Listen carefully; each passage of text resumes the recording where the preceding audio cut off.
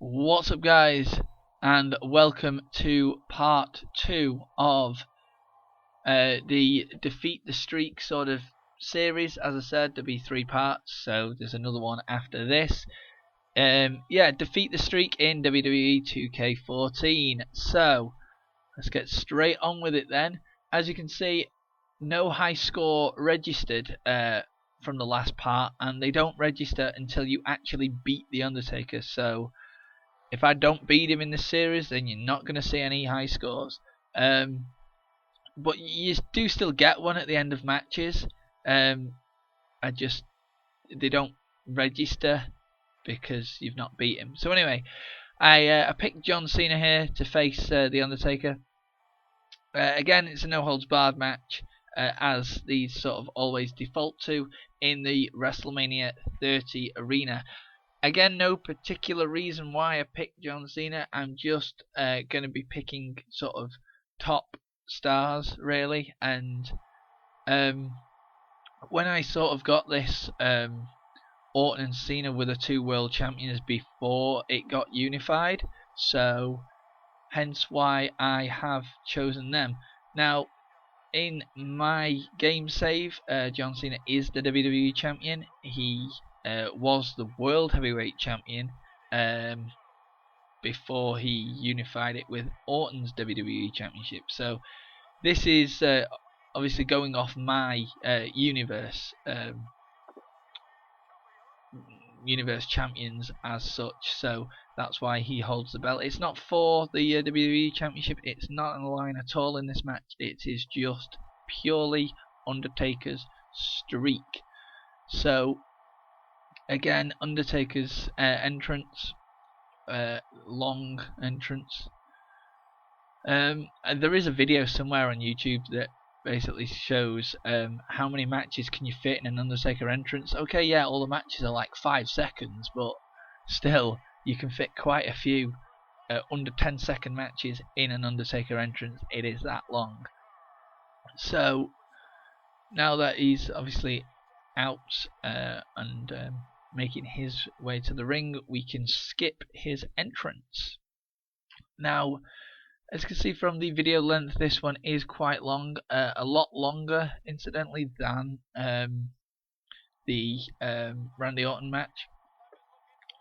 In this part, I am not going to use weapons unless they are brought into the match. So I'm not going to go under the ring and grab a weapon unless I desperately need to. For whatever reason, I'm getting completely owned by the Undertaker, and I need to just use a weapon for a bit of separation.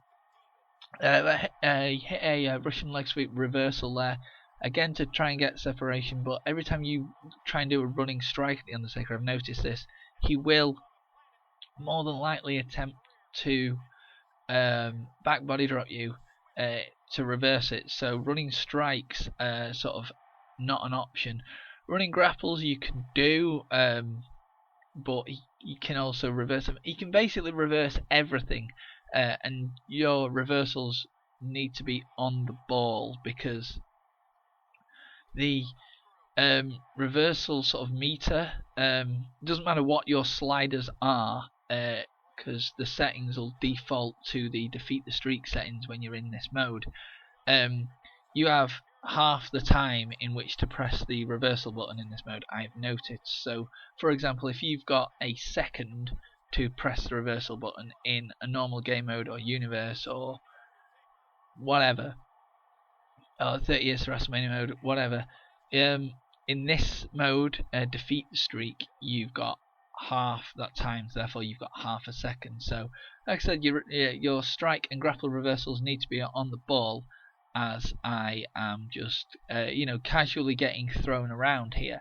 Luckily I didn't sort of hang over the apron there, so he wasn't going to leg drop me and dish out further punishment. He brought the chair into the match, so I can now use that chair if I can get hold of it without him reversing me.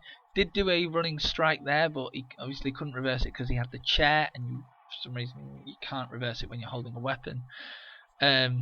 So I got it out of his hand. want to try and strike him with this, with a running strike if I can, but I just keep missing him.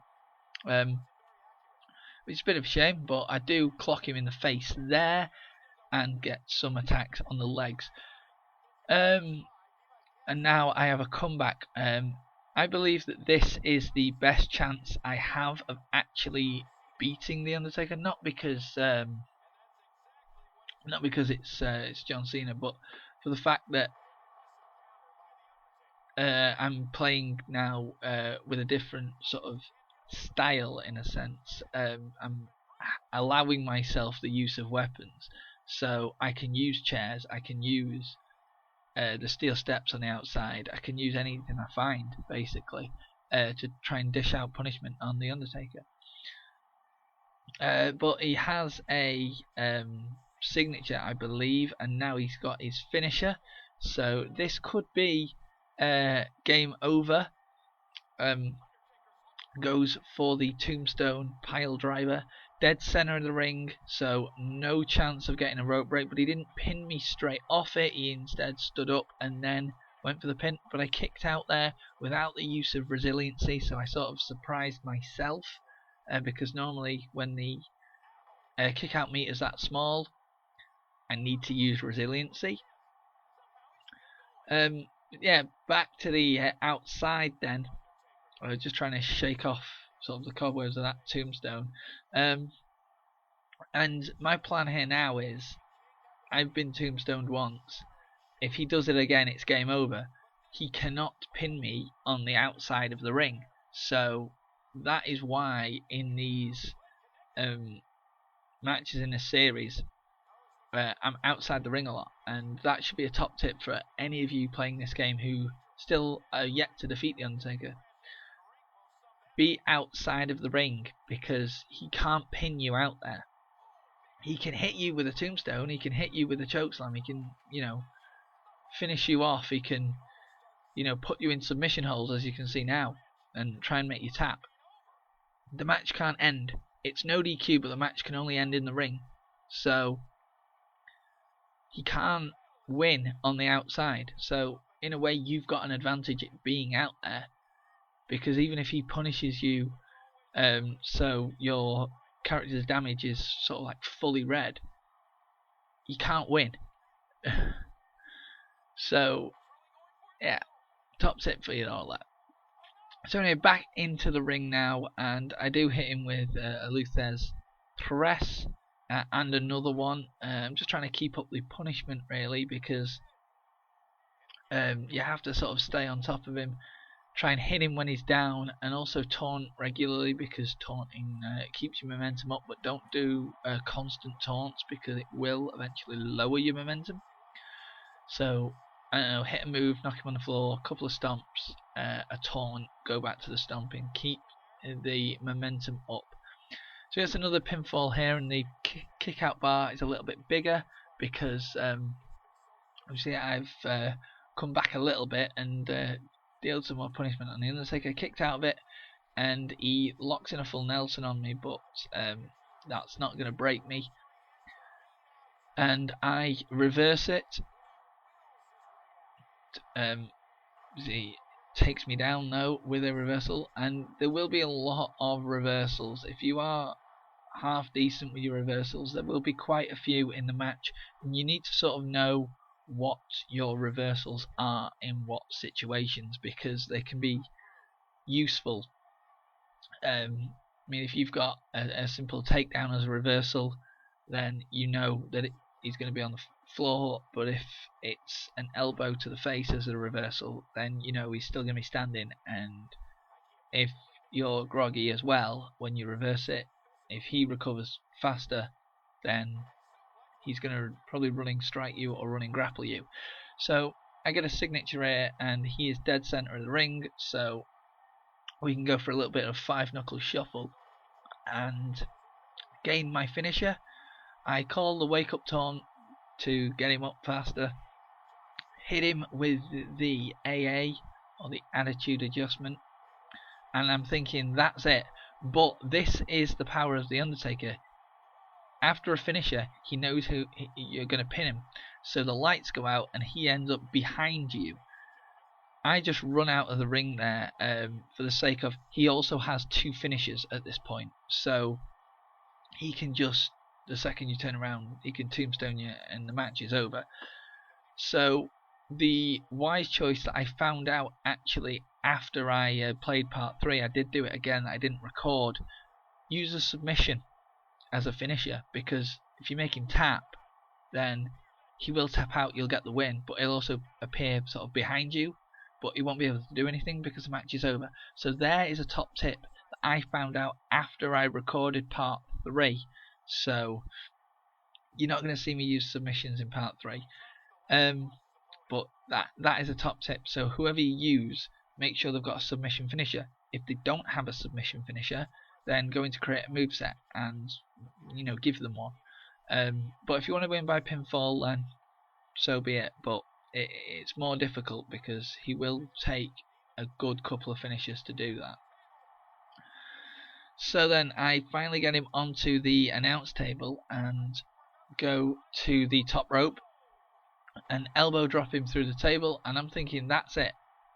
That has got to be it. He is out, but he immediately gets up again and nails me on the outside on the now broken table with a tombstone, and now I'm laid out. And it's slowly becoming a demolition job, really, and easy pickings, because whenever your body damage turns red in Defeat the Streak mode, that's pretty much game over for you. So I wouldn't say give up, because you can still win. It's just extremely difficult. Tried to spear him off the apron there, didn't exactly work. He sat up, and he also has a comeback, which it's not the greatest of ideas. Undertaker with a comeback basically spells danger and also game over if he is in the ring. Luckily for me, he's on the outside, so we cannot use that comeback yet. I believe he still has his finishers as well, so ran back in the ring there, just to try and get on the other side quicker, to try and taunt a little bit and recover. Needed to find a weapon, but saw he was close to me, so had to attack him. Have a signature again, so I'm thinking, okay, we might actually do this. I just need to get him on the floor, center of the ring. Went for the clothesline, back body drop, reversal, and yeah, he goes for the pin, and that's it. Or so I thought that was it. Kick out, very last minute. So that made the Undertaker mad. That really did make the Undertaker mad. So he got a signature off it, and he goes top rope, old school, then goes for the pin, and that's it. Undertaker wins by way of pinfall. I lose again. That's the end of part 2 then. As I said, lost again, but there is still a third chance of me doing this, so I will see you guys in part 3.